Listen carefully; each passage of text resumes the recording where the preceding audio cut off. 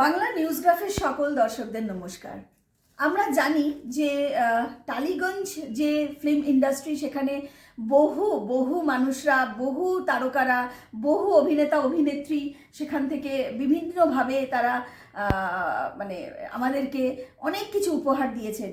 আমরা জানি, আমরা আমাদের মহানায়কের গল্প জানি, আমরা বিভিন্ন সময়ে বিভিন্নভাবে দেখেছি যে প্রচুর মানুষের অভিনয় দেখে আমরা মুগ্ধ হয়েছি। আমরা জানি ঠিক 80-র দশকের পর থেকে, মানে 80-র দশকের মাঝামাঝি থেকে যে যিনি আমাদের সঙ্গে আজকে আছেন, পাপিয়াদি, আমরা জানি তিনি ঠিক 80-র দশকের মাঝামাঝি থেকে পথ চলা শুরু করে এই টালিগঞ্জের হাত ধরে। এবং বিবি পায়রা, একদম সেই বিবি পায়রা আমাদের সঙ্গে আজকে আছেন আমাদের বাংলা নিউজগ্রাফের চ্যানেলে। পাপিয়াদি নমস্কার। এই যে 80-র দশকের মাঝামাঝি থেকে তুমি শুরু করলে তোমার এই অভিনয়ের জার্নি, এবং এই অভিনয়ের জার্নি থেকে, মানে অভিনেত্রী থেকে আস্তে আস্তে আস্তে আজকে 2026-এ তুমি কোথাও একটা নেত্রী, মানে পলিটিক্যাল নেত্রীতেও পরিণত হয়েছে, এবং প্রচুর বাংলার মানুষ তোমাকে পলিটিক্যাল নেত্রী হিসাবেও জানে। তুমি নির্বাচনে দাঁড়িয়েছো, ভোটে লড়াইও করেছো। এই যে তোমার 80-র দশক থেকে আস্তে আস্তে 2026 অবধি অভিনেত্রী বিবি পায়রা, একাধিক মুভি, 90-এর দশকে সব থেকে বড় কথা একটা আমাদের দর্শকরাও জানে, সেই সময় তুমি ওই লাক্সের একদম ব্র্যান্ড অ্যাম্বাসাডার ছিলে, এবং তোমাকে সেই সময় অনেকটা আমরা বলতাম মাধুরী দীক্ষিত। মানে আমি তো ছোটবেলায় সেই সময় বলতাম মাধুরী দীক্ষিতের মতো লাগতো দিদিকে পুরো। তো সেই সময় ব্র্যান্ড অ্যাম্বাসাডার ছিল, একটা লম্বা জার্নি, বহু নাটক, বহু থিয়েটার, এবং সব থেকে বড় কথা পাপিয়াদি আমাদের যাত্রার খুব সুন্দর, মানে প্রথম একটা খুব মানে জাঁকজমক একটা মুখ। তো এই যে তোমার জার্নিটা একটু যদি বলো আমাদের দর্শক, মানে তুমি কিভাবে অভিনেত্রী থেকে নেত্রীতে পরিণত হলে। থ্যাংক ইউ, তুমি আমাকে এইভাবে প্রেজেন্ট করলে দীপান্বিতা। তুমিও খুব লড়াকু। আসলে women empowerment is going on সেই কবে থেকে। মৈত্রেয়ী বলেছিলেন না, যে নাহাং নামৃতাস্যাং কিমাহাং তেনা করিয়াম, যা দিয়ে আমি অমৃত লাভ করতে পারবো না সেই কাজ আমি কেন করব।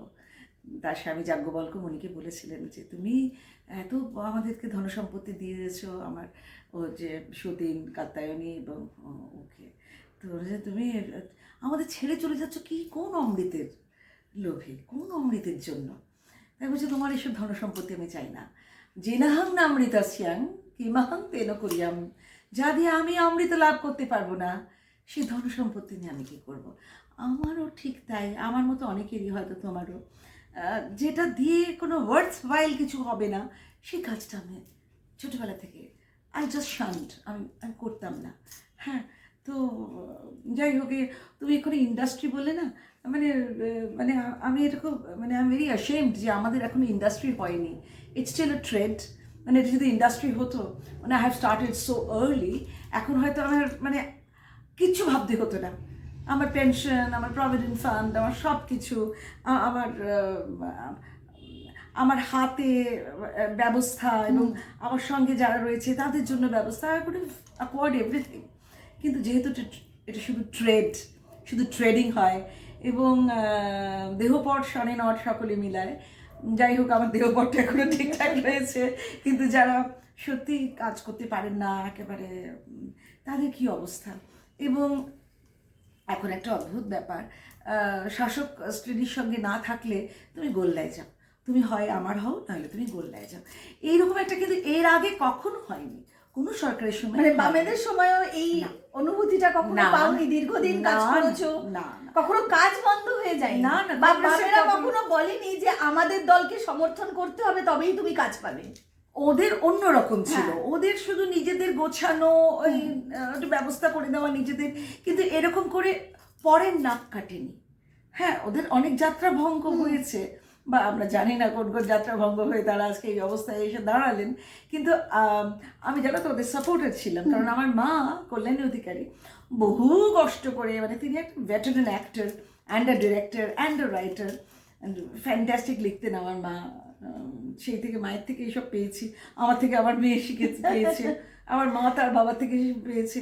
এইসব আর্ট ফর্ম না ভেতরে থাকে। আমরা একটা গীতাতে একটা, আমি সরস্বতী শ্লোক বলে নিজের পাণ্ডিত্য জাহির করবো না, বাংলাটা বলছি, মানে গোলাপের গন্ধ যেমন হাওয়ায় হাওয়ায় বয়ে যায়, ঠিক তেমনি আমাদের পূর্বজন্মের যা কিছু কৃতকর্ম বা যা কিছু, সেটা না ক্যারি ফরওয়ার্ড হয় পরের জন্মে, পরের জন্মে, পরের জন্মে। এই যে আমি অভিনেত্রী হয়েছি, আমার মা অভিনেতা, তার বাবা অভিনেতা, তার বাবাও, বুঝতে পেরেছি, এবং আমার দুই কন্যা, তারা কিন্তু এখনও তারা পেছনে কাজ করছেন, ভেরি সাকসেসফুলি কাজ করছে। আমার ছোটো মেয়ে তো সমগ্র ভারতবর্ষে, মানে আমি দেখেছি আমার মোবাইলে গুগল টিপে যে কজন ফিমেল কলারিস্ট আছে, 3 জন মাত্র আছে। তার মধ্যে তোমার ছোট মেয়ে। শুনুন না, and she works very good. মানে ও অন্নপূর্ণাজে মাস্টার্স করেছে এইসব নিয়ে।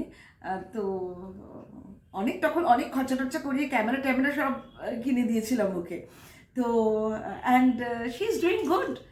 ক্যামেরাটাও বলছে, ডিরেকশনটা ওই অনেকে, এখানে তো সৃজিত এসেছিল, দাও না তোমার মেয়েটাকে কি সুন্দর, দাও দাও, কৌশিক বলে তোমার মেয়েটাকে কি সুইট। ও বললো যে নায়িকাটা না আমার হবে না, আমাকে মাফ করে দাও। She is very very sweet, তোমরা তো দেখেছো ওকে, she is very sweet. But ও বললো যে আমি বড়দির দেখেছি, বড়দি মানে আমার মা, আর তোমাকেও দেখলাম, উফ সে আর অনেক পরিশ্রম করেছো তোমরা, তাই আমি পেছনে কাজ করি, আর এই পেছনে কাজ করলে না অনেক দিন আমি নায়িকা থাকবো, at the last fag of my days, তখনও আমি ওই কাজগুলো করতে পারবো। So they are very wise, মানে বাচ্চাদের আজকাল যে, এবং আমার বড় মেয়ে হিন্দি থিয়েটার করে, ও তো ডক্টরেট হয়েছে, কিন্তু অনেক কাজ করে, আমাদের ব্যবসাটাও দেখাশোনা করে, বাট শি ইজ গুড। মানে both of my children are very good. তাই বলছি যে গীতাতে গোলাপ ফুলের গন্ধ যেমন বয়ে যায় হাওয়ায় হাওয়ায়, তেমনি আমাদের কৃতকর্ম নিশ্চয়ই ভালো কাজ করেছিলাম, তোমরা এত ভালোবাসো, সমস্ত মানুষ আমাকে ভালোবাসে, আমি যে দলটি করি, সমর্থন করি এবং ফাইটও করি তাদের জন্য, কিন্তু সে অন্য দলের লোকেরাও কিন্তু আমাকে ভালোবাসে। এইটা যে পাপি অধিকারী ছোটবেলা থেকে দেখছি, এই যে তুমি পায়রা বললে, বিবি পায়রা দেখে বড় হয়েছি, বিভিন্ন যাত্রা থিয়েটার, মানে এমনকি রিসেন্ট তো জগদ্ধাত্রী বলেও বোধহয় কিছু একটা সিরিয়ালেও বোধহয় তুমি করতে, না জগদ্ধাত্রী না, ওই একটা বোধহয়, হ্যাঁ দত্ত বৌমা, রাইট, সেই বড় বড় টিপ করে, আর এগুলো দেখেই তো মানুষ বড় হয়েছে। তো যাই হোক, আমার একটা সিরিয়াল ছিল আমার নাম বকুল, পুরো রাস্তাঘাট ফাঁকা হয়ে যেত এত। আর তারপরে জানো তো, যখন ওই ইয়েটা হয়েছিল, ওই মহাভারতের দ্রৌপদীর জন্য, তো আমাকে ফোন করেছিল, তখন বাপের বাড়ি, তখন আমার বিয়ে হয়নি, তো বিয়েটা হব হচ্ছে, তখন আমি মানে ডিপ ইন লাভ, মানে তখন সে ভয়ঙ্কর ব্যাপার, আবার বম্বেতে যেতে হবে, বম্বেতে আমি ভোজপুরি ছবি টবি করতে যেতাম, কিন্তু সে তো যেতাম আসতাম, কিন্তু তো লং সিরিয়াল থাকতে হবে। তারপরে আমি আর না ইন্টারভিউয়ের জন্যই আর গেলাম না। আমি দেখলাম বাড়ির সবাই খুশি হলো, আর বিশেষ করে তোমার তো একেবারে যাক, মানে তুমি যে এই প্রজেক্টটা করলে না, মানে কেন আমাকে বলেছিল, কেন, আমি বললাম কি জানি। হ্যাঁ, কি জানির মধ্যে না অনেক অনেক আজকাল এই প্রেমহীন জগতে এই কি জানির না অনেক দাম আছে। আসলে বোধহয় এই যে এক জন্ম থেকে আরেক জন্মে আমরা আমাদের কৃতকর্মের ফল ভোগ করি, ভালো খারাপ মন্দ, এই সবটাই হয়তো কোনো একটা সংস্কার থেকে আমার মনে হলো যে to get married and to have children and to work also simultaneously is quite a gift. এটা একটা গিফট। ধরো আমি যদি ওইটা করতাম, তারপরে আমি আরও ব্যস্ত হয়ে যেতাম, আমি অনেক কিছু করতাম, বিয়ের পর জানো তো আমি আউটডোর যাওয়া, আমাকে কেউ বলেনি যে আউটডোর যেও না, কিন্তু আমার ভেতরে সংস্কার আমাকে বলল যে ঠিক আছে তো ভাই, আমরা না আসলে কী হয়, আমরা লুচির পর আবার রাজভোগও খেতে যাই, আবার পায়েসও খেতে যাই, আবার মাংসও খেতে চাই, সব খেলে কী হয়, পেট ভার হয়ে যায় না? তাই জীবনটাকে ভার করে কোনো লাভ নেই। এই সবই আমার গীতার থেকে, জানো তো, ওই একটা উপনিষদে একটি, আবার না আমার মেয়েরা বলে, মা তুমি মাঝে মাঝে সংস্কৃত বলো, কেউ এটা আমি বলছি বুঝিয়ে দিচ্ছি, ঈশাবস্যমেদং সর্বং ঈশাবস্যমেদং সর্বং যৎকিঞ্চ জগত্যাং জগৎ তেন তক্তেন ভুঞ্জিথা মা গৃধ কস্যসি ধনম। মানে ঈশ্বর, ঈশ্বর মানে ঈশ্বর, ঈশ্বরের বাস আমাদের, এই ঈশ্বরের গার্মেন্ট, ঈশ্বরের বস্ত্র আমরা। এবং তেন তক্তেন ভুঞ্জে, তাকে ত্যাগ করে ভোগ করো। মানে এই যে একবার ওই একটা মূর্খ মহুয়া মৈত্র আছে তৃণমূলে, সবাই মূর্খ, মানে ওখানে সবাই বলছি না, কেউ কেউ খুব ভালো মানুষও আছেন, তারা মানে রংলি মানে রংলি গাইডেড। এই মেয়েটি লেখাপড়া শিখেছে, যেহেতু বিদেশে থাকতো, একটু ইংরেজি বলতে পারে। সে একবার বলেছিল না যে মাতাল, মা কালীকেই মাতাল বলে দিয়েছিল, মদ আর মাংসের দেবী বলেছিল না। মানে ও তো মূর্খ, মানে আমি বলছি না যে মূর্খ, মানে এই spiritually she is absolutely illiterate. যেমন অনেকে কম্পিউটার ইলিটারেট হয়, তেমনি ও আমাদের ভারতীয়ত্ব, আমাদের কালচারে একেবারে ইলিটারেট, অজ্ঞ। আর শুধু অজ্ঞ নয়, চালাকি করতে যায়। এই যে আমাদের এখানে সহস্রার চক্র থাকে মাথার থেকে এখানে, বুঝতে পেরেছো? একদম নিচে থাকে মূলাধার চক্র। চক্রগুলো যখন কুণ্ডলিটা সোজা হয়ে যায় না, তখন সহস্রার চক্র থেকে ওই ব্যাপারটা বেরোয়। মানে মদটা হচ্ছে একটা প্রতীক, বুঝতে পেরেছো? মদ হচ্ছে একটা প্রতীক। মানে ভক্ত যখন একদম ঈশ্বরের জন্য পাগল হয়ে যায়, তখন সহস্রার চক্র থেকে সে মাতালের মতো হয়ে যায়। মানে মহুয়া, তুমি কোনোদিন দেখোনি ভাই একটা ভক্তের ভক্তি কোন লেভেলে গেলে সে রামকৃষ্ণ হয়। সে এমনি করে ঠাকুরকে খাওয়ায়, ঠাকুরের সাথে কথা বলতে শুরু করে। হ্যাঁ, ত্রৈলঙ্গ স্বামী, মানে আমরা শুনেছি ত্রৈলঙ্গ স্বামী নাকি মলত্যাগ করে সেটা বলেছে যে তুমি খাও, তো সে খেয়েছে, তখন সেটা তার কাছে রাজভোগের মতো, অমৃত ফুলের মতো। মানে একটা ভক্ত কোন লেভেলে তার ভক্তিটা পৌঁছলে সে তখন সহস্রার চক্র দিয়ে ওই ব্যাপারটা বেরিয়ে যায়, সেইটাই হচ্ছে মাতাল, মদ উন্মত্ত হয়ে যাওয়া। সেইটা তো মহুয়া ভাই তুমি শেখোনি, তুমি জানো না, তোমাকে তো জানতে হবে। যাই হোক, যে আমি ছবির ব্যাপারে বলি, আমি আপনাদের আমার এক ভাই, সে একটা রিসার্চ করছে, আমি বলবো। আগে আমার ছবি এই ব্যাপার নিয়ে একটু কথা বলি। যে আমরা অবশ্যই এই হিন্দুত্ব নিয়ে আলোচনা করবো, কারণ ওটা আমাদের একটা বেস। তোমার এই জার্নি থেকে এই যে নেত্রী হওয়া, এই নেত্রী যে দলে নেত্রী, তাদেরও কিন্তু একটা লাইন আপ হচ্ছে এই হিন্দুত্ব। আমরা যাবো সেই নিয়ে তো অবশ্যই কথা বলবো। আমি বলবো যে এগুলো না, লোকে ভাবে ও তো বিজেপি করছে, এ তো মাছ মাংস খাওয়া বন্ধ হয়ে যাবে। আর এই মাছ যদি খাওয়া বন্ধ হয়ে যেত, আমাদের নরেন্দ্র মোদীজি এসে, আমাদের অনারেবল প্রাইম মিনিস্টার কখনো বলতে পারতো যে মৎস্য চাষিদের জন্য উনি এত কথা বলতেন? এবং মৎস্য চাষিদের জন্য যে স্কিম আছে সেটা নিতে দেওয়া হয় না। আয়ুষ্মান ভারতের কোনো স্কিম এখানে নিতে দেওয়া হয় না। মৎস্য চাষি এক একটা ছোট ছোট জায়গায়, ধরো মানে আমি আবার ছবি থেকে চলে যাচ্ছি, আমার যাত্রা থিয়েটার থেকে চলে যাচ্ছি, যাই হোক আমি আবার ফিরে আসবো। জানো তো, এক একটা ওই মাছের জল, মাছের তো ওইটা নেই, মাছের ওই তোমার ওদেরকে না বাঁচিয়ে রাখা হয় একটা অক্সিজেন দিয়ে বাঁচিয়ে রাখা হয়। সেই অক্সিজেনটা জেনারেটেড হয়, ওই জন্য ওই জলের মধ্যে ওই যাতে মাছগুলো বেঁচে থাকে। ট্রাকগুলো যখন যায় তখন জল পড়ে, এবং পুলিশরা তো চির ভিখারি হয়ে গেছে, আমি বুঝতে পারি না তারা এরকম একটা লেভেলের। আমরা সবাই ছোটবেলায় বলতে, এই এরকম করছিস, পুলিশরা ধরিয়ে দেবো। হ্যাঁ, সেই পুলিশ না খেলে ভয় দেখো তো মা ঠাকুমারা, এই পুলিশ আসবে তাড়াতাড়ি খেয়ে। সেই পুলিশরা এখন ভিখারি হয়ে গেছে। এমনি করে করে জানো, এক একটা ছোট ছোট জায়গা থেকে প্রায় 54 কোটি টাকা করে রোজগার হয় মাসে। তার মানে কতগুলো কনস্টিটিউয়েন্সি, কত জায়গা, কত মানে হাজার হাজার কোটি টাকা শুধু পুলিশরা ঘুষ নিচ্ছে। ঘুষ নিয়ে কী করছে? ওই 60-40 হিসাব আছে। হ্যাঁ, ওই কিছু তোমরা রাখো, কিছু দোলা সেন যেমন বলে দিয়েছে না, ওটা 75-25 দিদি, ওটা 75-25, যেটা দোলা সেনের কথা তুমি বললে 75, ওটা 75-25 যারা তোলে তারা, মানে এরকম একটা কিছু হবে। যাই হোক, তো মানে আমি ভাবতে পারি না, এই যে মাছের কথা বললাম, যে মাছটা কোথা থেকে কোথায় ছিটকে ছিটকে যাচ্ছি এরকম। তো তোমরা যারা দেখছো পডকাস্টে, আপনারা যারা দেখছেন, মানে আমার দীপান্বিতা খুব আমার ফেভারিট সাংবাদিক।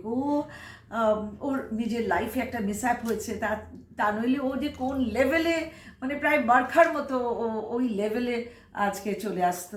যাই হোক, জানেন তো, এই যে এইখানে যে 4 আঙুলটা থাকে না, কেউ সরাতে পারে না।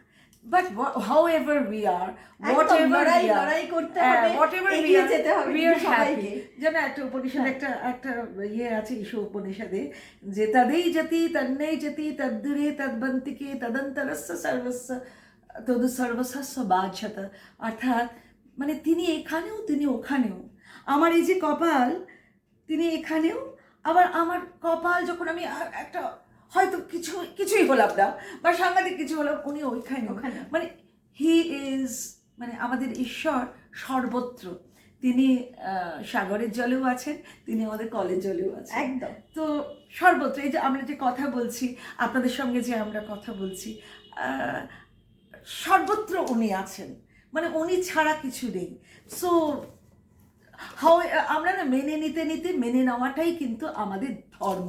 সেইটা নেক্সট টাইম যখন আমরা একদমই, মানে সেটা যা কিছুই হোক, ভালো হোক মন্দ হোক, আমরা মেনে নিতেই শিখেছি। আর তারপরে আমরা দেখতে পাচ্ছি এখন এই যে পুরো বাংলা, মানে গোটা বাংলা জুড়ে যা চলছে, আমি তো ভালোর থেকে মন্দই সবকিছু পাই, সেটাও আমরা মেনেই নিচ্ছি। সারা পৃথিবীতে আমি যে স্কুল কলেজ ইউনিভার্সিটিতে পড়েছি, তো আমার বন্ধুরা খুব সাংঘাতিক।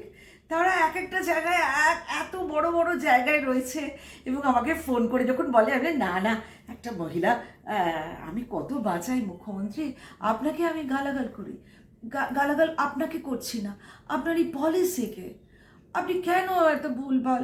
তারপর সরস্বতী ঠাকুরের আপনি আবার শিখে এসে আবার ভুল করেছেন, শিখে এসছেন আবার। এই কুচো মানে বক্ষ, যুগল, কুচো যুগ শোভিত মুক্তাহারে, কুচো যুগ শোভিত মুক্তাহারে। আপনি বলছেন কুচু মুস্তার, মোস্তানি এখানে নেই, এখানে মস্তানি নেই।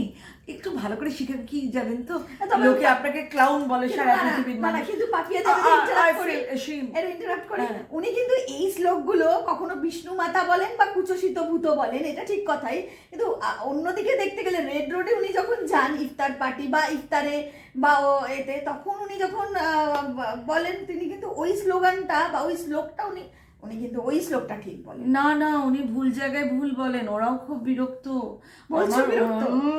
আমার মুসলিম ভাই বোনেরা বিরক্ত।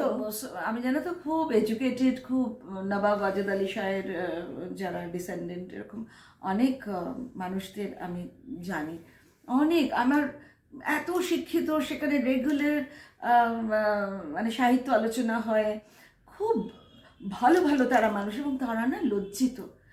আমি বলছি না তারা সবাই রাষ্ট্রবাদী মুসলমান, তাদের নিজস্ব একটা পলিসি আছে, কিন্তু ওরাও খুব বিরক্ত। এবং ওরা বিরক্ত হয়ে এইবার, সেদিনকে একটা প্রোগ্রাম ছিল আমাদের, বললেন এবার সিপিএমকে ভোট দিয়ে দেবো, মানে এতদিন তা আমি বললাম সিপিএমকে ভোট দেওয়া মানে কিন্তু তৃণমূলকে ভোট দেওয়া। কি করবেন? হ্যাঁ আলাম, হ্যাঁ তা আলাম, ভাবুন বাবা, প্র্যাকটিস করুন। এই ঋত্বিক ঘটকের এই কথা আমি এখন সবাইকে বলছি, ভাবুন বাবা, প্র্যাকটিস করুন। মানে আজকাল না এই হতচ্ছাড়া মোবাইলের জন্য লোকের ভাবাটাই চলে গেছে। যখনই দেখবে তুমি পথে ঘাটে মাঠে, ড্রাইভার চালাতে আবার টক টক টক টক এই যে দেখে, ভগবান জানে, মানে এই আমাদের ভাবাটা এই একদম নিয়ে নিয়েছে। কিন্তু এর মধ্যেও অনেক ইনফরমেশন থাকে, সবসময় বলছি না তারা ঠিক, কিন্তু গুগলে যেমন আমার সম্পর্কে তোমরা যদি গুগল টেপো না, ভুলভাল কোনো ইনফরমেশনই ঠিক নয়। না আমার জন্ম তারিখ, মানে আমি তো ভাবি মমতা ব্যানার্জির মতো হয়ে গেলাম, এতগুলো আমার জন্ম তারিখ কি জানি, মানে একমাত্র আমার সাথে এলে আমার আধার কার্ড দেখলে হয়তো লোকে বুঝতে পারবে যে আমি ঠিক কোন সালটায় জন্মেছিলাম। জন্ম তারিখ, তোর এই জন্ম তারিখ, তুই তো আমাদের থেকে অনেক ছোট। আমি জানি না ভাই, আমি কিন্তু বলিনি। যাই হোক, এই ছবি জগতে আমি পরে আসি। আমার প্রথম মানে তুমি এই অভিনেত্রীটা তো একদম মানে সফল অভিনেত্রী তুমি, হঠাৎ রাজনীতির ময়দানে কেন, মানে তোমার রাজনীতি করতে ইচ্ছা হলো কেন? আম, আমি না ওইরকম করে বলবো না যে আমি দেশের জন্য, আমি সমাজের জন্য কাজ করতে চাই, এগুলো তো সবাই বলে থাকে। কিন্তু ঘটনাটা হলো, আমি যার কাছে মানুষ হয়েছি, আমার কাকু, মানে অনেক বড় হয়ে জানতে পেরেছি যে উনি আমার নিজের কাকু নয়। মানে বাবা বলতেন যে আমার ভাই, তা আমরা ভাবতাম যেহেতু তার টাইটেল রবীন্দ্রনাথ মজুমদার, তা আমরা ভাবতাম যে বাবার বোধহয় কোনো কাজিন। তো তিনি আমাকে মানুষ করেছিলেন। আমাকে মানুষ করবার জন্য তিনি বিয়ে থাও করেননি, এবং তিনি স্বামীজির শিষ্য। আচ্ছা। এবং ছোটবেলা থেকে স্বামীজির পথে উনি ছিলেন, এবং আমাকেও না ওই রকম সব শিখিয়েছেন। হ্যাঁ, মানে ওই সেইটাই আমি আমি বুঝতে পারলাম। মানে তোমাকে প্রেমহীন জগতে প্রেমময়তার মধ্যে থাকতে হলে you got to love your neighbor. You got to ascertain that your neighbor is being changed to your ideas. হ্যাঁ, মানে তোমার পাশের যে লোকটা, সে চোর ডাকাত বদমাস যাই হোক না কেন, তুমি তাকে ওনার পথে নিয়ে আসবেন। ওই যে কাকু বলতেন যে একটা একটা মানুষ, একটা সাধুকে অনেক ডাকাতরা খুব মেরেছে। উপনিষদে আছে না যে তুমিও যা আমিও তাই, অহং ব্রহ্মাস্মি। তো তুমিও যে ঈশ্বর তোমার মধ্যে আছে, সে ঈশ্বর আমার মধ্যে আছে। তখন সবাই জিজ্ঞেস করছে তোমাকে কে মেরেছে, তোমাকে কে মেরেছে? সে বলছে সে তো আমি, আমার মধ্যেই তো সে আছে। মানে এই যে ভয়ঙ্কর একটা হিংস্রপনা, এটাকে যারা চেঞ্জ করতে পারে না, তাহলে মানুষ হয়ে এত শিখে টিখে কি লাভ? তো কাকু আমাকে শেখাতেন। মানে সেই চিন্তা ভাবনা থেকেই আস্তে আস্তে রাজনীতিতে আসা। আমার তাই মনে হলো যে দেখো, আমার মা খুব কষ্ট করে গণনাট্য করে ওই ৭৭-এ দলটাকে এনেছিলেন। কিন্তু তারা যখন ক্ষমতায় এলেন, মার দিকে ফিরেও তাকাননি। অনেক দরকার ছিল মায়ের তখন, ফিরেও তাকাননি। তারপরে আমরা আমরা ভাই বোনরা খুব কষ্ট করে, বাবার তখন খুব, মানে বাবাদের বিরাট ব্যবসা ছিল। ওই তোমার আমাদের হোলসেল, ক্যানিং স্ট্রিটে হোলসেল বিজনেস ছিল। যাই হোক, যা হয় বড় লোকের অতটুকুন ছেলেকে যেভাবে মানুষ একটুখানি সোয়েড অ্যাওয়ে করে দিয়েছিল, সেসব ঘটনা আমি বলতে চাই না। খুব কষ্ট করে আমার মা বাবা, অনেকগুলো বাড়ি ছিল আমাদের, তাও বাবার আত্মীয় স্বজনরা সেগুলো সব কেড়ে নিয়েছিল। অনেক কাণ্ড হয়েছিল, অনেক কাণ্ড। মানে ওই মহানির্বাণ রোডে ওরা আমাদের মন্দির, আমাদের বিরাট, মানে আমি শুনতাম যে খাজনা আসে ছোটবেলায়। তো যাই হোক, আমি বলবো না যে খুব একটা জমিদার বাড়ি, জানো, আমি কখনো এইসব জাহির করি না। কিন্তু তুমি যে কোনো একটা মানুষের সাথে কথা বললেই পর বুঝতে পারবে তার ব্যাকগ্রাউন্ডটা কী। আমি আমার বাচ্চাদেরও সবসময় বলি, আমি আমার ছাত্রছাত্রীদেরও বলি যে তুমি কথা বলছো না, কিন্তু তোমার মা বাবা বা তাদের মা বাবা কথা বলছে। So you must not be abusive, মানে তোমার কথাবার্তায় যেন কোনো রকম ভুলভাল কুরুচিপূর্ণ কথাবার্তা যেন না আসে। That is very important. তুমি যে কোনো মানুষের সাথে কথা বললি না, বুঝতে পারবে আচ্ছা ঠিক আছে, মনে হয় একদম। এইগুলো সব আমার ছোটবেলা থেকে শেখা। এবার রাজনীতিতে আসার পর তুমি তো উলুবেড়িয়া থেকে দাঁড়িয়েও ছিলে, এই যে রাজনীতির অভিজ্ঞতাটা, সেখানে তুমি অবাক হয়ে যাবে। আমার ছিনতাইয়ের কেসও দিয়ে দিয়েছে। আমি জানতাম যে যারা মানে তাহলে ভাবো, অভিনেত্রী করে তুমি একদম অ্যাওয়ার্ডেড হলে, আর রাজনীতি করে তুমি চোরের আখ্যা পেলে। চোর না, চোরের তো একটা ইয়ে আছে, আচ্ছা। চোরের তো তবু একটা গ্রেডেশন আছে। ছিনতাই, আমি আমার লয়ারকে জিজ্ঞেস করছি, হ্যাঁ গো কী কেস দিল বলো তো, মানে কী কেস? বললো এটা ম্যাডাম, খারাপ লাগছে আপনাকে বলতে, ছিনতাই। কি ছিনতাই করেছি আমি? বললো কাউন্সিলরে শোনাচ্ছেন। আমি বললাম আমি পাপিয়া অধিকারী কাউন্সিলরে শোনাচ্ছেন, কখন করলাম? তারা তো আমাকে খুব মারলো। প্রচণ্ড মেরেছে। মেরেছে যেন আমাদের একজন মুসলমান ইয়ে মুসলমান একজন সাপোর্টার, তাকে না তরোয়াল দিয়ে, ওখানে একটা তরোয়াল একটা খেলার একটা ব্যাপার আছে, তরোয়াল নিয়ে দৌড়বে, আমাকেও তরোয়ালের পেছন দিয়ে এমন মেরেছিল, সে আজও আমি নাচি টাচি সবই করি, কিন্তু একটুখানি একটু অ্যাটেনশন থাকি। ব্যথা অনেকটা কমেছে, 5 বছর হয়ে গেল তো, কিন্তু একটা অ্যাটেনশনে থাকতে হয় আমাকে, একটু এদিক ওদিক হলেই আবার সেই ব্যথাটা বাড়বে। তৃণমূলের কাউন্সিলর ভাই আপনি, লঘু সম্প্রদায়ের কাউন্সিলর, আমাদের হিন্দুদের ধরে আপনারা বাংলায় যাকে বলে প্যাদানো, সেইটা কিন্তু আপনারা এই খেলাটা ভালো খেলছেন। আপনাদের মুখ্যমন্ত্রী বলে না আবার খেলা হবে, বলে না, এই খেলাটা কিন্তু এখনো চলছে, প্রচন্ড প্রচন্ড। তারপরে কালকেই একটা বাচ্চাকে একটা কি সুন্দর তাকে বলেছে, এই তুই আরএসএস করবি না, বলছে আমি আরএসএস করবো না, ক্ষমা চাই। আরে বাবা, গণতন্ত্রে কে কি করবে, কে কি খাবে, কোন বাথরুমে গিয়ে পটি করবে, সেটা তার নিজস্ব ব্যাপার, তাই না? তা আপনারা বলে দেবেন এবং তারা সেইটা মানবেন। আমি যেমন কৃষ্ণ ভক্ত, আমি বৈষ্ণব, আমি কৃষ্ণ ভক্ত, মা কালীও ভক্ত। এই যে রটন্তী কালী পুজো গেল, রটন্তী কালী পুজোর মানে জানো তো, মানে রটে দিয়েছিল, ওই আয়ান ঘোষ রটিয়ে দিয়েছিলেন যে কৃষ্ণ আজকে কালী হয়ে যাচ্ছে। আসলে এটার আরেকটু আছে যে শুম্ভ নিশুম্ভ মারবার সময় মা দুর্গা নিজের থেকে কালী রূপ ধারণ করেছে। হ্যাঁ, সেই কালী মানে এগুলো অনেক আমাদের পুরাণ, আমি আমার পুরাণ নিয়ে কিন্তু চর্চা করি, পুরাণ নিয়ে আমি রিসার্চ করি, এবং আমি বইমেলায় এই পুরাণের পরপর আমি বারও করি। আপনারা নিশ্চয়ই পড়েন কিনা জানি না, কিন্তু পড়বেন। মানে পুরাণ ইজ মানে পুরাণটা হচ্ছে আমাদের নিজেদের জাত চেনার একটা পদ্ধতি, মানে একটা দিক নির্ণয়, একটা দিকদর্শন, যে আমরা কোথা থেকে এলাম, আমাদের কারা কারা অবতার, তাদের কি ব্যাপার। So these are the things. মানে একটা মাছ, একটা ছোট মাছ এই বড় হয়ে যাচ্ছে, মৎস্য অবতার। মানে ইউ নেভার নো যে ছোট একটা জিনিস সেটা কি করে এতটা বড় হয়। দিজ আর অল মানে সিম্বলিক। আমি বলি সিম্বলিক, কিন্তু আসল যারা পুরাণকার তারা কিন্তু বলেন না সিম্বলিক, তারা বলেন যে হ্যাঁ এই সবই বিষ্ণুর অবতার। তো যাই হোক, যেটা বলছিলাম, তাকে আমি দেখতে গেছিলাম, আমাদের সাপোর্টারটাকে আমি দেখে না অবাক হয়ে গেলাম যে তারপরেও বেঁচে আছেন, তিনিও মুসলমান একজন। মানে বিষয়টা দাঁড়ায় মুসলমানই মরছে, মুসলমানই মারছে, কিন্তু তাই তো করেছে। তা আমি কাউন্সিলর আসছিলেন স্কুটারে করে, আমার এখনো স্পষ্ট মনে আছে।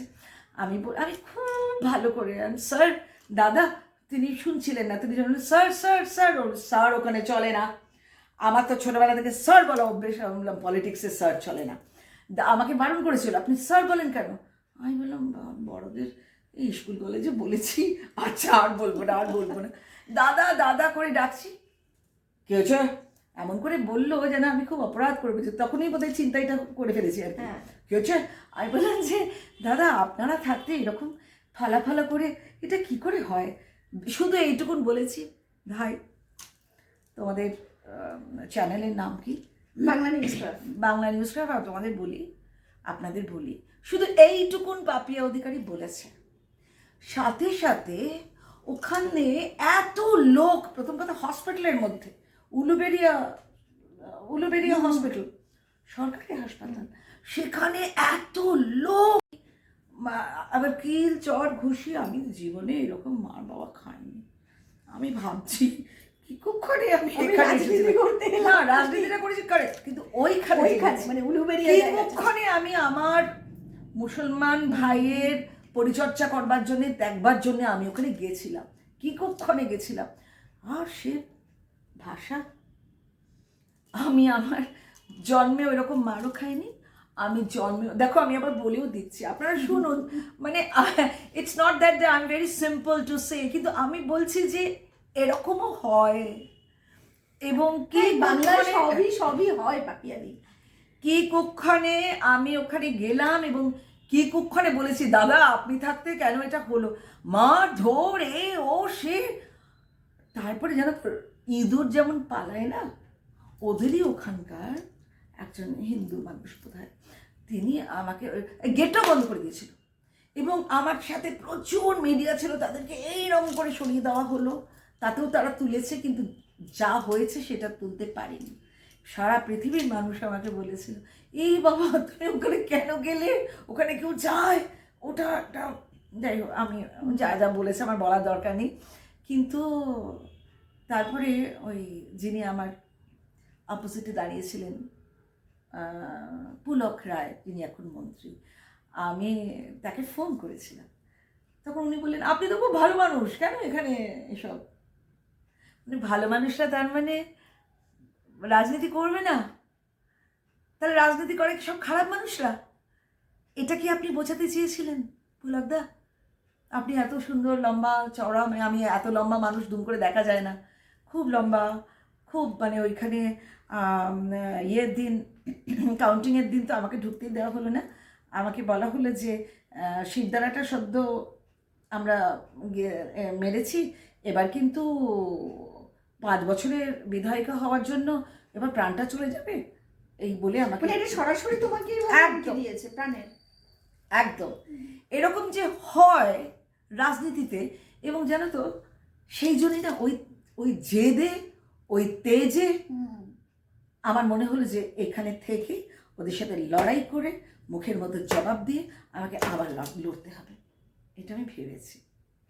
পাপিয়াদি, তাহলে এখন তো সামনে নির্বাচন, পাপিয়াদি তাহলে আমরা শুনলামই যে তোমার অভিনয় থেকে আস্তে আস্তে রাজনীতির ময়দানে এসে একটা দারুণ একটা অভিজ্ঞতা, মানে সেখানে মারের অভিজ্ঞতা আছে, সেখানে অবশ্যই রাজনীতির কিছু ভালো অভিজ্ঞতাও আছে, মানুষের সাথে অনেক ইন্টারাকশন হয়েছে, অনেক পরিচিতি বেড়েছে, এবং তোমার পরিচিতি কিন্তু এই অভিনয় জগৎ থেকে কম ছিল না। এবং এই যে বিবি পায়রা, মানে এটা তো এখনো, মানে ওটা হয়তো 90-এর দশকের ছিল, সেটা এখনো এই 2026-এ এসে এই প্রজন্মের বাচ্চারাও এই বিবি পায়রা শোনে, মানে একটু যদি এটা সম্পর্কে বলো। বিবি পায়রা তো পরের ছবি, মানে আমার তখন তো মানে এখানে একটা ছবি করেছিলাম সোনার সংসার, ছবিটা ম্যাড্রাস তখন নাম ছিল, এখন চেন্নাই, ওখানে আমরা বলতাম ধুতে যাবো না, প্রসেসিং হতে গেছিলো, তা জেমিনি অনেকদিন বাদে ছবি করবে, ওরা বাংলায় এসে সবাইকে দেখে দেখে গেছে, তো ওরা আমাকে খুব পছন্দ করলো, করে বললো জেমিনি এতদিন বাদে ছবি করছে, তাহলে আপনি আমাদের সাথে এই কাজটা করুন।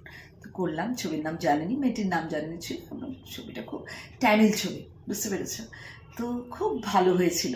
তারপরে যা হয় আর কি, বিভিন্ন ল্যাঙ্গুয়েজের ছবি করছি, আর আমি না জানো ওইরকম টাকা পয়সা দেখা অভ্যেস নেই বাবা, ওই রকম অত পয়সা যে অভিনয় করে, একটা আদনান স্বামীর একটা গান ছিল না, লিফট কারা, তো ওইটাই হলো, বুঝলে। আমি প্রথম ছবিটা করে সোনার সংসার, দীনেশ কাকু, দীনেশ চিত্রামে আমাকে 5,000 টাকা দিয়েছিল, তো সেইটা 5,000 টাকা একসাথে পেয়ে মাথায় রাখবো না বুকে রাখবো ভেবে পাচ্ছিলাম না।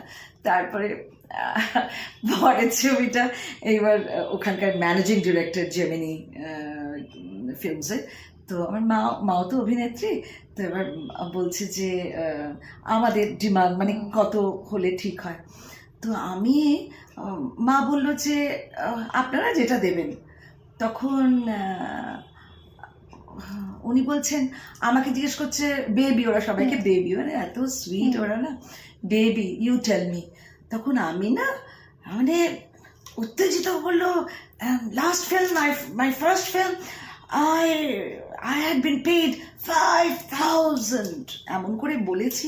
উনি অনেকক্ষণ আমার মুখের দিকে তাকিয়ে রইলেন, তাকিয়ে বললো, okay baby, if you are being paid 1,05,000, what is your say? আমার মনে ছিল ধরনি দিদাও, মানে 5,000 থেকে 1,05,000। তারপরে ওদের নানা রকম আরো সব নানা রকম আমার জন্য বারবার প্লেনের টিকিট কাটা, সুন্দর হোটেলে রাখা, জামা কাপড় বানিয়ে দেওয়া, তারপরে মেকআপ পার্লারে নিয়ে যাওয়া, মানে ওরা মানে পুরো গ্রুমিং সেকশন, নাচের জন্য লোক আনা, সব অনেক কিছু। তো আমি ওইটা যে হয়েছিল না, মানে আমি ঈশ্বরের কাছে বারবার আমি আজও জানো তো, আজও আমার যা কিছু, এই যে তুমি এখানে বসে আছো, এই যে আমি কষ্ট করে এই সোফা বানিয়েছি, এই যে এই সমস্ত এগুলো সব না আমি এবং আমার স্বামীর খুব কষ্টার্জিত পয়সায়। হ্যাঁ, আমরা ভুলভাল বাজে খরচা, আমরা শুধু একটা লোক খাওয়াতে খুব ভালোবাসি, এইটা যদি মনে করো বাজে খরচা তো বাজে খরচা, কিন্তু এছাড়া ভুলভাল খরচা উনি বা আমি কখনো করিনি। তাই সবসময় মনে হয় যে উনি যদি না থাকতেন তাহলে আমি এই কাজটা কিছুতেই করতে পারতাম না। না, আমাকে অনেকে বলে হ্যাঁ তুমি রাষ্ট্রপতি পুরস্কার, তোমার হাত ফসকে গেল। আর আমরা ছবিগুলো হাত ফসকেছে, রাষ্ট্রপতি পুরস্কার আমি পেয়ে গেছি। তুমি দেখবে আমার নিচে ওই এরকম করে যে গোল্ডেন লেডি বা ব্ল্যাক লেডি, আমি নিজে ক্লাস 5 ওগুলো আমি পারি, ওগুলো মোল্ডগুলো করতে আমি নিজে করেছি। আমি নিজে করে একটা ফ্যামিলিকে দিয়েছি, একটা নিজেকে দিয়েছি। রাষ্ট্রপতি না দিক, আমার ফ্যামিলি এবং আমার বন্ধু বান্ধবরা খুব খুশি, অত বড় তুই করেছিস। হ্যাঁ, আমি এটা একটা তোদের জন্য আর একটা আমার নিজের জন্য। সো অ্যান্ড মানে পাপিয়া অধিকারী এমন একজন মানুষ, I never tend two B unhappy. মানে কেউ মানে চোখের জল খুব অভিমান হলে হয়তো বেরোয়, কিন্তু মানে আমার চোখের জল আমার যা কিছু শেষ, তো আমার ভেতরে যিনি ঈশ্বর বসে আছেন তিনি বুঝবেন। আমি আমার চোখের জল দেখাইও না, আর এমনিতে আমার এমনি চোখের জল লাগে না, মানে যখন ইমোশনাল ছিলাম। সেটা আমার অভিজ্ঞতা আছে, কারণ আমি তোমার শুটিংয়ে একবার গিয়েছিলাম ইন্টারভিউ করতে, আমি দেখেছি পাপিয়া দি আমাকে বললো এই তুই একটু বস, আমি শটটা দিয়ে আসি। তো আমি ফাঁক দিয়ে দেখছিলাম শটটা নিচ্ছে, মানে যে সিনটা ছিল একটা কাদার রোল, মানে পাপিয়া দিকে কিন্তু গ্লিসারিন দিয়ে কাঁদতে হয় না, মানে এতটাই অভিনেত্রী হিসাবে তিনি দক্ষ। প্রত্যেকটা সিকোয়েন্সে, মানে সেটা হাসির রোল হোক বা দুঃখের বা কান্নার, আমি দেখেছি হঠাৎ করে তুমি আমার সাথে কথা বলছি, এই দেখো আমার চোখে জল দেখতে পাচ্ছ? হ্যাঁ, এই দেখো চোখে জল, হ্যাঁ একদম, হ্যাঁ চোখে জল দেখতে পাচ্ছ? হ্যাঁ, সো এইগুলো না, আমি কিন্তু হাসছি কিন্তু আমার চোখে জল। সো এইগুলো মানে তুমি যখন you are a total creator, আমি অ্যাক্টর বলিনি, you are a total creator. You can create your emotions, you can play with your character which you are portraying. আর ওই খেলাটা মমতা ব্যানার্জির খেলা নয়, ওই খেলাটা মানে ক্রিয়েটিভিটির সাথে, মানে একটা তো সৃষ্টি করেছেন ঈশ্বর, আমরা তার উপর গিয়ে আর একটু নতুন করে সৃষ্টি করি, which is absolutely মানে ভেরি টাফ জব, কিন্তু সেটা এফর্টলেসলি করতে পারলে তাহলে সে শুভ অভিনেতা হলো। মানে আমরা তো অনেকক্ষণই তোমার এই যে অভিনেত্রী যে লাইফটা, মানে তুমি কবে থেকে শুরু করেছিলে? প্রায় 80-র দশক থেকে? হ্যাঁ, আমি শুরু করেছিলাম অনেক ছোটবেলায়, 4 বছর বয়স থেকে।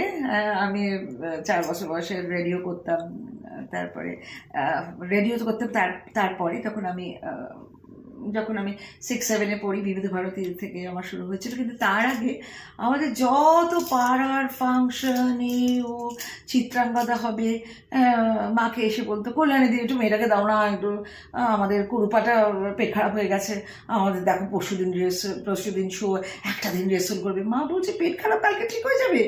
আমি বলছি না আমি কুরুপা টুরুপা করবো না, করলে আমার শুরুপা।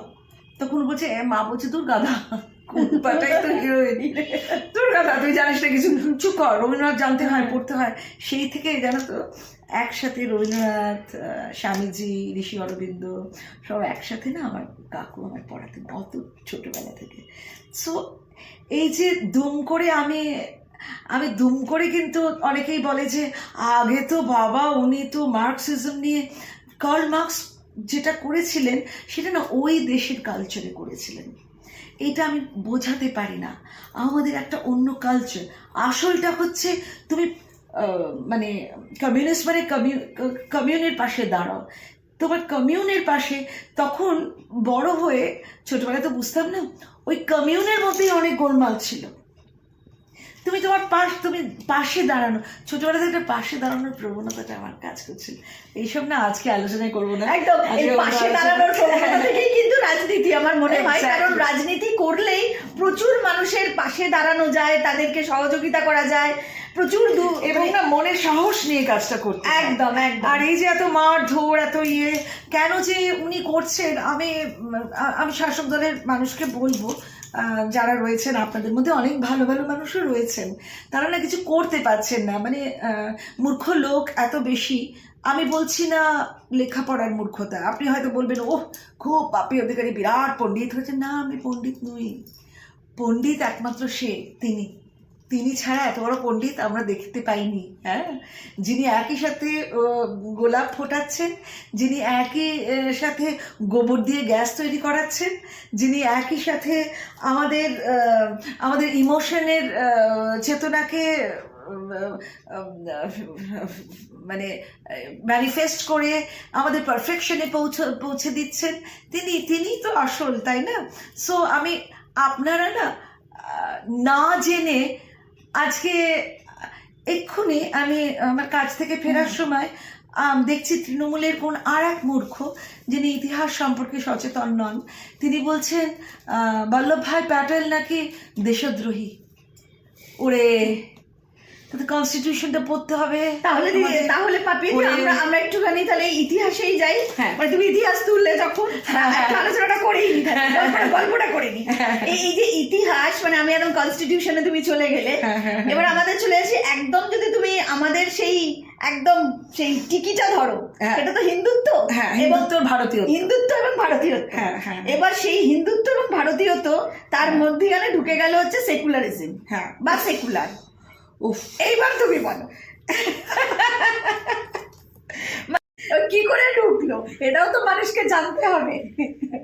কি বলবো, আরে আমার এক ভাই, হ্যাঁ, তিনি লয়ার। তো আমার টোটাল আয়োজনের মধ্যে, মানে আমার যারা আশেপাশে রয়েছে, চার্টার্ড অ্যাকাউন্টেন্ট বেশি, লয়ার, আর মানে এডুকেশনে আছেন শিক্ষক শিক্ষিকা এবং সবই আছে, মানে সব রকম, ইঞ্জিনিয়ার, প্রফেসর, ডক্টরেট। এবার আমাদের ইয়াঙ্গার জেনারেশন তো সবাই ডক্টরেট, সবাই, মানে কি বলবো, আবার তার ডক্টরেটের উপর আবার ওরে বাপ, আমি বলছি তোরা কত পড়াশোনা করবি। আসলে সব কিছুতেই আজকাল দরকার হয়। তো একটা জিনিস জানো, একটা CAD বলে একটা কথা আছে। CAD হচ্ছে কনস্টিটিউয়েন্ট অ্যাসেম্বলি ডিবেট। এর 12টা ভলিউম আছে। এই 12টা ভলিউমের মধ্যে, এই 12টা ভলিউম হচ্ছে, it is a spirit of our culture, our India and the spirit of our age. মানে আমরা কারা, লোক বলে না ওই বাবা এত হিন্দুত্ব, এত ভারতীয়ত্ব, এইসব কোথা থেকে এলো?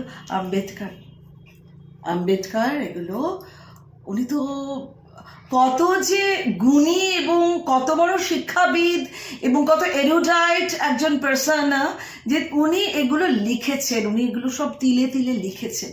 তাই B.R. আম্বেদকর এটা লিখেছিলেন এবং 1950 থেকে 1973 অবধি এই 23 বছর উনি যা লিখেছিলেন সব ঠিকঠাক ছিল। মানে আমরা হিন্দুত্ব এবং ভারতীয়টাকেই ফলো আপ করতাম, মানে ওটাই তো আমাদের অস্তিত্ব। হ্যাঁ, আমাদের অস্তিত্বটাই তো ওটা, এবং তার মধ্যে ছিল ভারতীয়ত্ব এবং হিন্দুত্ব।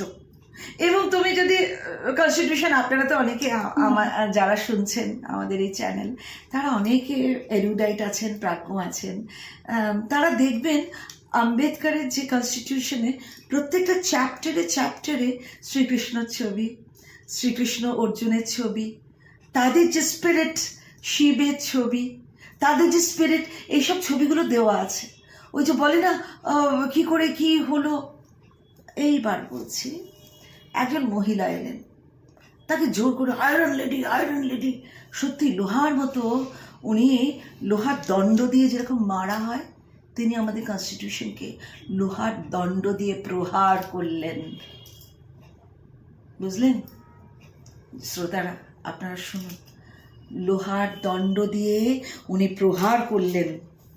42nd অ্যামেন্ডমেন্টে উনি বললেন যে ভারতীয়ত্ব হিন্দুত্ব নয়, ওই সেকুলার গন্ধ বলেছিল না এই লগ্নকে, ওই সেকুলারিজম শব্দটা এনে দিল। কিসের সেকুলারিজম?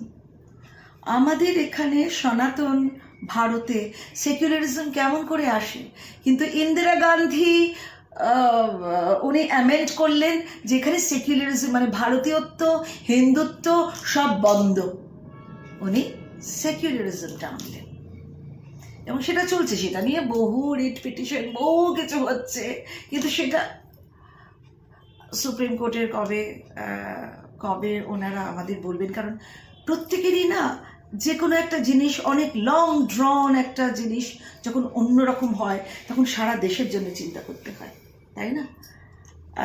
পাপিয়াদি, শুধুমাত্র যে ইন্দিরা গান্ধী এই বিষয়টাকে অ্যামেন্ডমেন্ট করেছেন তাই নয়, কংগ্রেস আর কি কি করেছে এই দেশের জন্য, মানে তার ইতিহাস অনেককেই অনেক রকম ভাবে গুলিয়ে দেওয়ার চেষ্টা করা হয়েছে এবং এই বিষয়টা নিয়েও অনেকেই রিসার্চ করছে, অনেকে বলছে মানে হ্যাঁ তুমি একটু আগে আমার এক বলছিলে। ভাই, হ্যাঁ, সুরজিৎ সাহা, হ্যাঁ সুরজিৎ সাহা, ও হচ্ছে পিএইচডি স্কলার, AOR অর্থাৎ অ্যাডভোকেট অন রেকর্ডস, মানে সুপ্রিম কোর্টের ওদের সই ছাড়া কোনো পিটিশন ছাড়বে না, বুঝতে পেরেছে?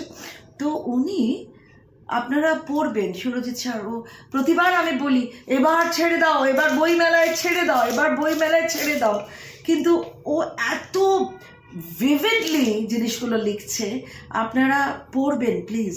মানে we must know who we are and how we are suppressed, our Hindutva, our Bharatiyatva, they have been suppressed by Indira Gandhi's strange, মানে গান্ধী বলে কিন্তু কোনো মানে স্ট্রেঞ্জ পলিসি, গান্ধী বলে কিন্তু কোনো টাইটেল আমাদের এখানে ছিল না।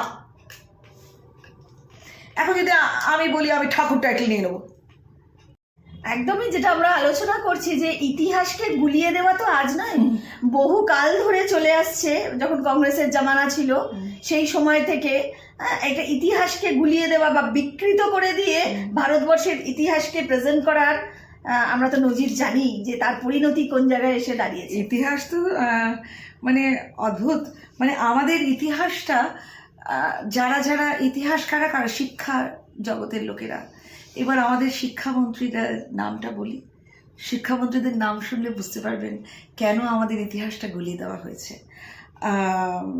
47 থেকে 77 শিক্ষামন্ত্রীদের নাম আমি বলছি, হ্যাঁ আপনারা ভালো করে শুনুন। মানে আমি আপনাদের কোনো রকম ধর্ম নিয়ে আমি কোনো কথা বলতে চাই না, কিভাবে হিন্দুত্ব গুলিয়ে দিয়ে হিন্দুর আমাদের যে ভয়ঙ্কর যে একটা গর্জিয়াস একটা হিস্ট্রি সেগুলোকে কি করে চেপে দিয়ে এগুলো করা হয়েছে। আমাদের শিক্ষামন্ত্রীদের নাম শুনুন: মৌলানা আজাদ, হুমায়ুন কবির, মৌলানা আজাদ হলো, হুমায়ুন কবির হলো, মোহাম্মদ করিম হলো, এই নামগুলো সব শুনেছেন আপনারা, আমাদের শিক্ষামন্ত্রীরা ছিল। ফখরুদ্দিন আলী ছিলেন, নুরুল হাসান ছিলেন। 77 অবধি আমি শিক্ষামন্ত্রীদের নাম বলে গেলাম। তো তাদের হাতে ছিল আমাদের ইতিহাসকে ঝেড়ে পিটিয়ে ঠিকঠাক করে দেওয়া। আমরা ছোটবেলা থেকে না পড়তাম, রাজার কি বাবার হইল আবার জ্বর ছাড়িল ঔষধে, মানে যাতে করে বাবর হুমায়ুন এসব নামগুলো যাতে মনে থাকে, আমরা কবিতা করে পড়তাম। কিন্তু একবারের জন্য আমাদের নিজেদের যারা হিন্দু এম্পারার্স তাদের নাম শেখানো হলো না, এখনো হলো না। শিবাজি কি কি করেছিলেন সেগুলো, শুধু শিবাজির একটা এইটুকুন আখ্যান, হ্যাঁ, আর শিবাজির একটা ছবি, কি কি করে তাকে কিভাবে তার তার সেনার মধ্যে ঢুকে, আর কি একটা ব্রেভ, কি ব্রেভ। আমরা টাইগারের সঙ্গে যুদ্ধ সিনেমা দেখে আমরা কিন্তু, আমার কাকু শেখাতেন, ও না জানিস তো সিংহের সাথে লড়াই করেছে, সাপ ওকে জড়িয়ে ধরেছে, সেই সাপকে কেটে টুকরো টুকরো করেছে, মানে একটা মানুষ। শিবাজি ওই রকম, তারপরে অহল্যাবাই, সে কি কাণ্ড, সাহেবদের ওদের তো একটা প্রচন্ড একটা ডিসিপ্লিন ছিল, একটার পর একটা সেনা, ছোট থেকে বড় হায়ারার্কি, সে কিছু না করে কিছু না জেনে তাদের মধ্যে ঘোড়া ছুটিয়ে চলে গেছে। এইগুলো তো আমাদের শেখানো হয়নি। যেটা শেখানো হয়নি, যেগুলো ভুলতে বাধ্য করা হলো, সেটা হচ্ছে 600 বছরের মৌর্য সাম্রাজ্য। সেখানে হলো না। 650 বছরের অহোম সাম্রাজ্য, সবাই অবাক হয়ে যায়, অহোম সাম্রাজ্য কি দেওয়া, নামই হয়তো কেউ শোনেনি। আপনাদের জানতে হবে আপনাদের, কারণ এগুলো তো এই শিক্ষামন্ত্রীরা তো জানতে দেয়নি। আপনারা ভাববেন না পাপী অধিকারী এখানে হিন্দুত্ব হিন্দুত্ব বলতে বসেছে, না। I am speaking the truth. I'm manifesting what exactly could be the perfect history in our Bengal or in India. 650 বছরের চালুক্য সাম্রাজ্য, 500 বছরের সাতবাহন সাম্রাজ্য। আপনারা না রেকর্ড দেখবেন, ন্যাশনাল লাইব্রেরিতে চলে যাবেন, সব আছে। 1000 বছরের চোল সাম্রাজ্য, 800 বছরের পাড্রু সাম্রাজ্য, 400 বছরের চান্ডিল্য সাম্রাজ্য, 600 বছরের গুপ্ত সাম্রাজ্য, 600 বছরের পল্লব সাম্রাজ্য, ইত্যাদি ইত্যাদি। শুধু এইটুকুন বললাম, আপনারা বারবার করে আমার এই কথাগুলো ফিরে ফিরে নোট করবেন, নোট করে দেখবেন কোথায় কোথায় কিভাবে পাওয়া যায়। আরেকটা কথা শুনলে আপনারা চমকে যাবেন, হয়তো অনেকেই জানেন, আমাদের এগুলো জানানো হলো না কেন?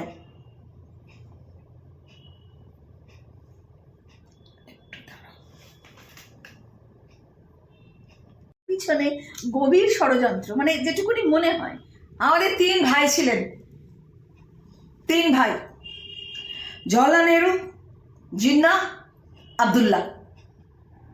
এরা 3 ভাই একই পিতার সন্তান। এই জওহরলাল নেহরু এবং এখন 150 বছরের বন্দে মাতরম চলছে, জওহরলাল নেহরু এবং জিন্নাহ পুরো বন্দে মাতরম গানটি গাইতে বন্ধ করেছিলেন, বলেছিলেন না, ত্বং হি দুর্গা দশ প্রহরণ ধারিণী, এসব চলবে না।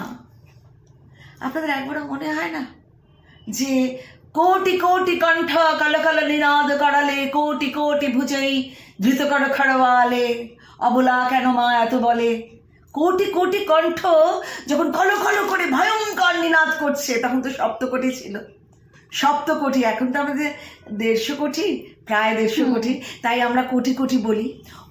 সপ্তকোটি, তখনকার ভাষায় বলছি, সপ্তকোটি কণ্ঠ কল কল নিনাদ করালে, কোটি কোটি ভুজই, ভুজই মানে হাত, ধৃত মানে ধরে আছে, কর খড়ওয়ালে খড়গ ধরে আছে, খড়গ হোক, বল্লম হোক, বর্ষা হোক, নিদেন পক্ষে লাঠি হোক, তুমি অবলা নও মা। আর আমাদের সুজলাং সুফলাং, মানে আমাদের কোথাও যাওয়ার দরকার নেই। এই যে বারবার মোদিজি বলছেন না যে আমরা কিছু ইম্পোর্ট করব না, আমরা এক্সপোর্ট করব, we have so much. We Indians, we don't know how rich, how wealthy we are in every aspect. আমরা এতটাই ওয়েলথি, সেই সব আমাদের স্বপ্নদ্রষ্টা ঋষি বঙ্কিমচন্দ্র লিখে দিয়েছিলেন। কিন্তু এই জিন্নাহ আর জিন্নাহ ব্রাদার্স ছিলেন, জিন্নাহ 2 ভাই এবং জওহরলাল নেহরু বন্ধ করে দিয়েছিলেন। জওহরলাল নেহরু তো অনেক কিছুই করেছিলেন। আমাদের শ্যামাপ্রসাদ মুখোপাধ্যায় যখন কাশ্মীরে ওই রকম কাণ্ড উনি গ্রেপ্তার হয়ে গেলেন, বারবার খবর পাঠানো হচ্ছে, জওহরলাল নেহরু আসেনি, জানেনি না, কিচ্ছু জানেন না, সবই উনি করেছিলেন। সুতরাং কংগ্রেসটা কিভাবে দেশকে ডুবিয়েছে, আমরা অনেক দিন আগে সোনার ভারতবর্ষ হতাম, এখনো আমরা সোনার ভারতবর্ষ। যদি ইফ ইউ ট্রাই, যদি 26-এর ইলেকশনে আপনারা কোনো দিকে না তাকিয়ে যদি আবার বিজেপি গভর্নমেন্টকে আনেন, আমাদের মতো কিছু মানুষ আছে কিন্তু আপনাদের স্বপ্নকে সার্থক করার জন্য, আমরা আছি। এতটুকু ভুল, আর ওই কেউ দেবো না, তাকেও দেবো না, দিয়ে দিই সিপিএমকে, ওরা অনেক দিন। সিপিএমকে দেওয়া মানে কিন্তু তৃণমূলকেই দেওয়া। এখন আপনাদের কাছে অপশন নিশ্চয়ই হুমায়ুন কবির যেটা করেছে সেটা নয়, আপনাদের কাছে একটাই অপশন, বিজেপির আমাদের অনারেবল প্রাইম মিনিস্টার, আমাদের নরেন্দ্র দামোদর দাস মোদিজি। কত বড় না, যেমন বড় চওড়া তার বুক, যেমন বড় চওড়া তার দৃষ্টি, তেমনি তার বড় চওড়া তার নাম। তার তার স্বপ্নকে সফল করে একবার ভোটটা দিয়ে দেখুন। আমি কিন্তু এখানে বসিনি ওনাকে ভোট দিন বলার, কারণ I have got no other option. The entire Bengal ও দ্য এন্টায়ার ইন্ডিয়া, 20টার উপরে স্টেট ওনাকে কি এমনি ওনাকে নিয়ে এসেছে? বলুন না আপনারা। আর এই তো মহাজঙ্গল রাজ থেকে বেরোনোর আমাদের একটাই উপায়, আপনারা পরিবর্তন করুন।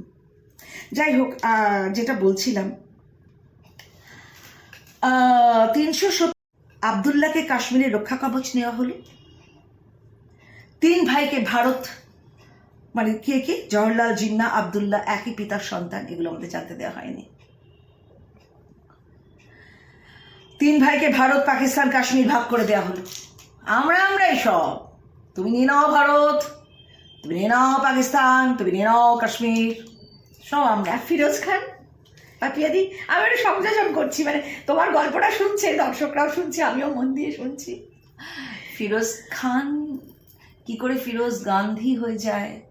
অনেকে বলে ওটা গ্যান্ডি, ওটা আফগানিস্তানের গ্যান্ডি। নো,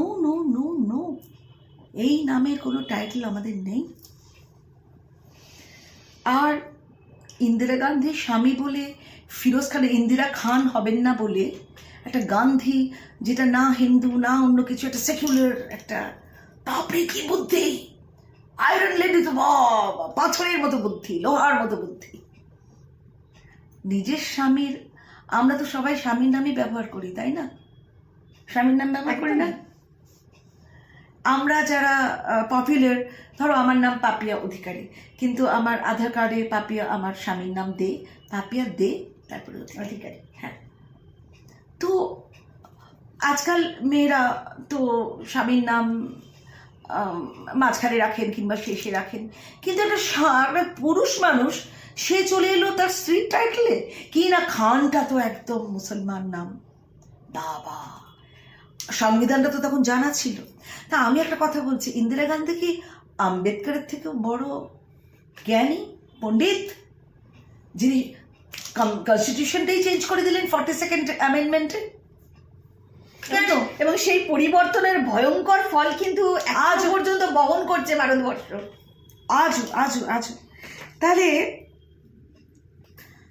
370 ধারা প্রয়োগ করে আবদুল্লাহকে কাশ্মীরের রক্ষা কবচ দেওয়া হলো। এই 370, এই মোদিজির কত ভয়ঙ্কর পরিশ্রম করে, কত রকম কাণ্ড করে 370 ধারা উনি অফ করলেন।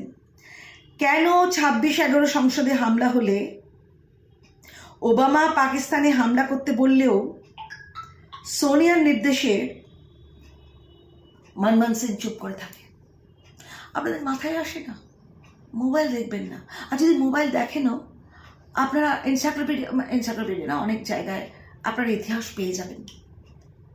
ন্যাশনাল লাইব্রেরিতে চলে যান না, বন্ধুদের সাথে গল্প করতে করতে ন্যাশনাল লাইব্রেরিতে বসে সব পাবেন। সামনেই তো চিড়িয়াখানাও দেখা হবে। ভিতরে যদি না ঢুকতে চান, হনুমানের মুখ দেখবো, আগে দরকার নেই, নিজেদের বাঘেদের মুখ দেখুন ন্যাশনাল লাইব্রেরিতে বসে। একদমই বাপিয়াদি, মানে এটা তো একদমই চর্চিত যে আমাদের ইতিহাসকে সেই বহু যুগ ধরে বিকৃত করা হয়েছে। পাকিস্তানের ভয় দেখিয়ে ভারতীয়দের ভয় দেখানো হতো কেন? এখনো এবং এই বিরোধীরা কিন্তু পাকিস্তানের একদমই এই ট্রেন্ডটা কিন্তু চলছে। পাকিস্তানের কথায় চললে এখন কিন্তু শাসক দল কিন্তু নয় সিএ এনআরসির ভয় দেখানো হচ্ছে, এসআইআর এর কথা তোলা হচ্ছে, মানে বিভিন্ন রকম একটা জুজু দেখানো চলছে। মানে এই জুজুটা না দেখালে তো অনুপ্রবেশকারীদেরও পাওয়া যাবে না, ভোট ব্যাংকটাও যাবে না।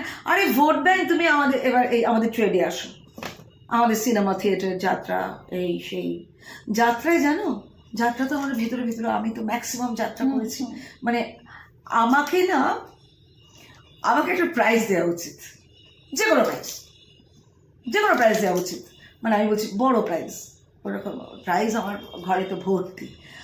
আমার মতো এত শো কেউ করেনি, আমি তো অনেক ছোট থেকে করছি। আমার মনে হয় 28,000 or 30,000 or more আমি এত শো করেছি। আমার মতো এত শো কেউ করেনি, অনেক বড় বড় অভিনেতারাও করেনি।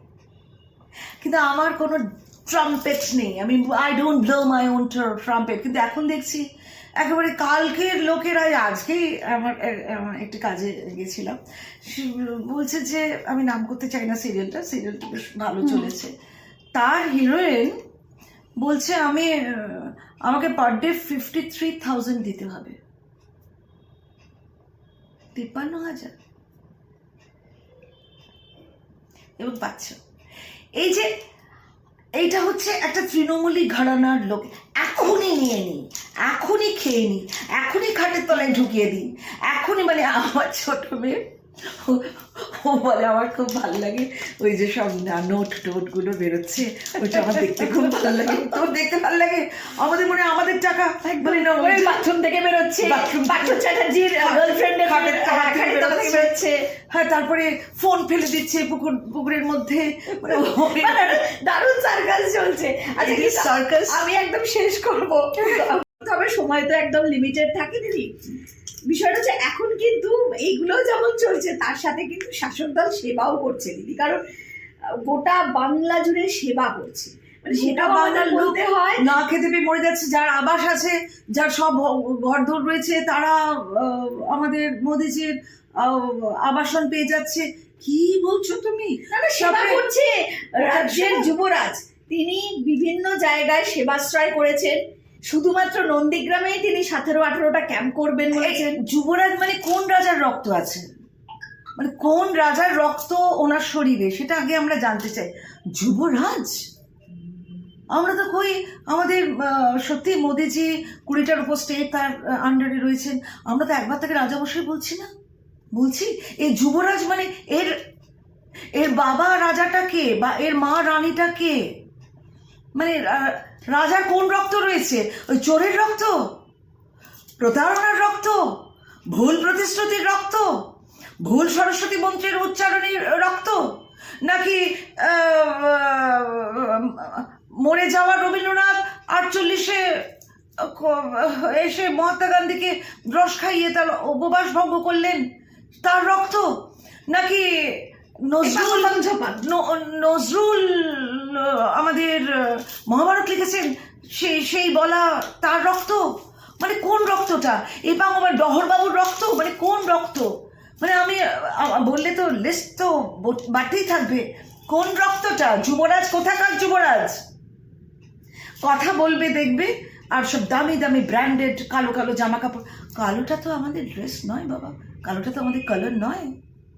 ওই কালো আমাদের হিন্দুত্বর কোনো রং নয়, না, ওটা আমাদের রং নয়, ওটা অন্য কোনো ধর্মাবলম্বীর রং।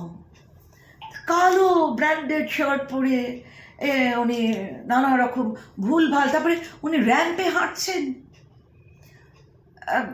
মাত্র 3 জন বোধহয় ওদের বোধহয় মৃত বলে, ওটা হতেই পারে, ভুলভাল তো অনেক ভুলভাল। ইলেকশন কমিশনের অনেক কিছু, এত বড় একটা প্রক্রিয়া, আমাদের কত শিল্পীদের হচ্ছে, আমাদের কত সেদিনকে জয়াশীল বলছিল আজকে না, আমি আমার শুনানি ছিল, তৃণমূলের বিধায়ককে যে দেবকে ডেকেছে, দেবকে সম্প্রতি অনেককে তারা যাচ্ছে এবং তারা বলছে এটা একটা প্রসেসের মধ্যে দিয়ে it is the law of the land. You must cater your information, তাই না? বলো, আমি বললাম কি হয়েছিল তোমাদের কি চেঞ্জ অফ অ্যাড্রেস? যেমন আমাদের কৌশিক ব্যানার্জি, ও চেঞ্জ অফ অ্যাড্রেস, আর ওদের তেমনি আগের 2002-এ বোধহয় ওরা বিদেশে ছিল বা কোথাও। তো হতেই পারে, সমস্যা হয়েছে, হতেই পারে। তুমি তোমার জাস্ট বলে দাও তুমি তোমার কি। এই নয় যে তোমরা বাইরে থেকে এসেছো, সবাই জানে তোমরা সব বড় বড় মানুষ, তোমাদের লোকে দেখে যাচ্ছে না। এখন র্যাম্প করে রাজনীতি করা বা সভা। আরেকটা কথা, এইসব কোটি কোটি কোটি টাকা খরচা করে সব কপিল সিব্বলদের মতো লোক মমতা ব্যানার্জিরা হায়ার করছেন, মানে আমাদের বর্তমান সরকার। তো হায়ার করে একটা অদ্ভুত জিনিস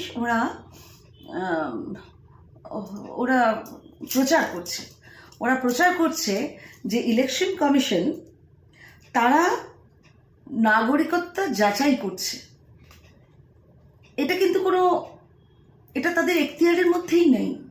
তারা একটা স্বচ্ছ ভোটার লিস্ট তৈরি করার চেষ্টা করছে। That is the most important thing. ওদের কাজ নয় ইলেকশন কমিশনারের কাজ নয়। তুমি কোথাকার নাগরিক, তোমার ভোটার লিস্টে তোমার নাম থাকুক বা না থাকুক, that has got nothing to do with your citizenship. সিএটা চালু হচ্ছে, তখন সেটা দেখা যাবে।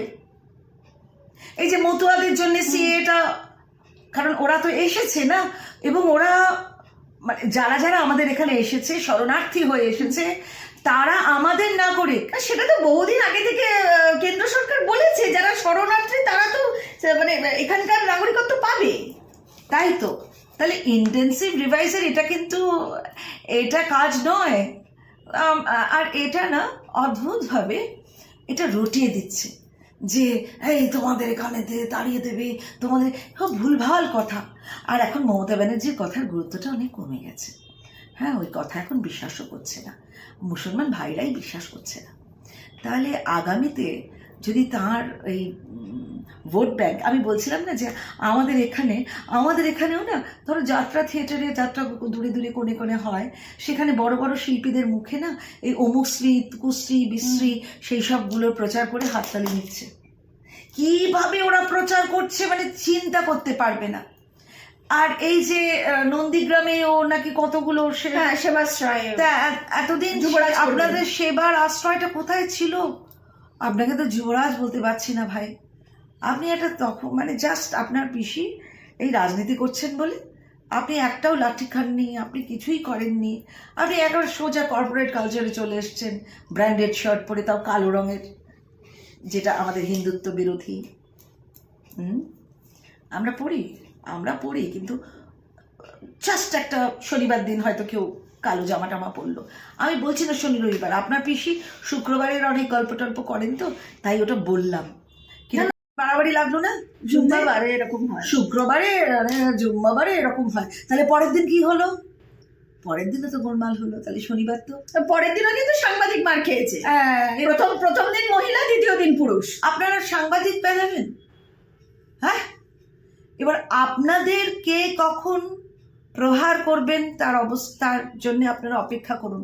আমরা বলছি না আপনাদের প্রহরিত হওয়া উচিত, কিন্তু বেশি বাড়াবাড়ি করলে সব কিছু, আমি বলি না তিনি একজন আছেন ওপরে, তাই না? সুদর্শন চক্র যেন নারায়ণকে না ছাড়তে হয়, সেটা মাথায় রাখবেন। Thank you. অসংখ্য ধন্যবাদ পাপিয়াদি। অনেক সময় আজকে অনেক রকম গল্প হলো, তোমার অভিনয়ের কথাও শুনলাম, রাজনীতির গল্পও শুনলাম, এবং অনেক অজানা কথা, মানে তোমার রাজনীতিতে তোমার অভিজ্ঞতার অনেক অজানা কথা আজকে আমাদের দর্শক বন্ধুরা জানতে পারলো। অসংখ্য ধন্যবাদ আমাদের দর্শক বন্ধুদের, যারা এতক্ষণ ধরে মনোযোগ দিয়ে আমাদের অনুষ্ঠানটা শুনছিলেন, এবং আশা করব আপনারা সাবস্ক্রাইব করবেন, আশা করব আপনাদের ভালো লাগবে, এবং আরও অনেক এরকম অজানা কাহিনী নিয়ে, অজানা গল্প নিয়ে আমরা আসবো। নমস্কার।